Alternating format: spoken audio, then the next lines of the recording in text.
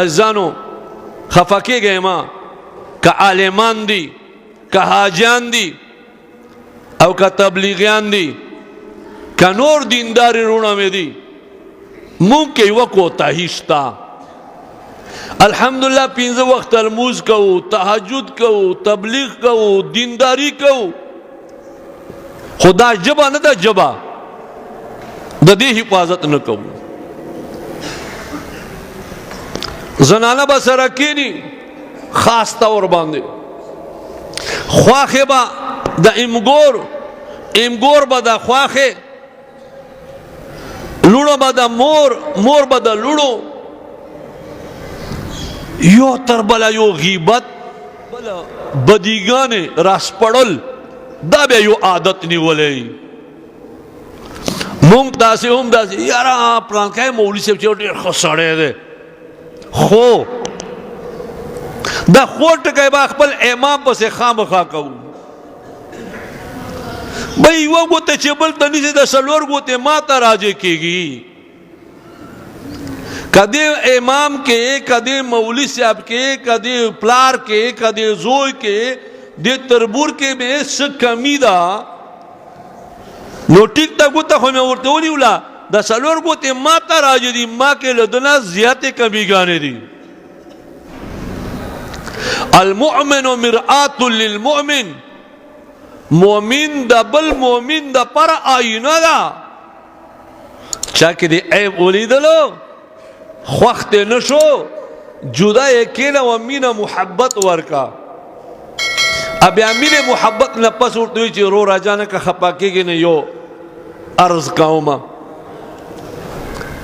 وې دغسې چل دا سیس خو مې تاسو نه ولیدو مناسبه خو ما ته نه و چې ما درته ویل خو چې زه نه درته وښایم او بل سړی یو ځای بل ځای در پسې لګېږي نو دا ښه خبره نه ده دا سیز ځان نه اخوا کا نو د ما عزیزانو اب انشاء الله العزیز اخوا کړي اکه زه لګیم یو ځای بل ځای پسې او د ده غیبتونه کوو یاد وساتئ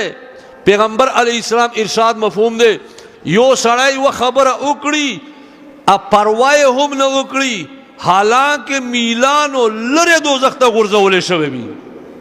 دې له وجه خپلې خولې سره پرهیز وکړئ امام بخاری رحمه الله تعالی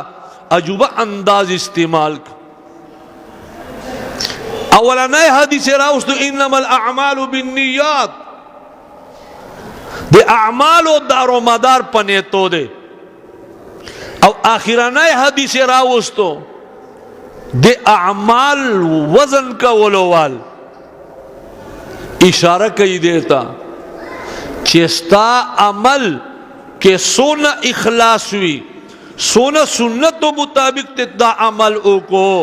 ستا عمل بدون درند ہوئی اخلاص سر عمل کول ضروری دی پیغمبر علیہ السلام فرمائی من کان آخر کلامه لا الہ الا اللہ دخل الجنہ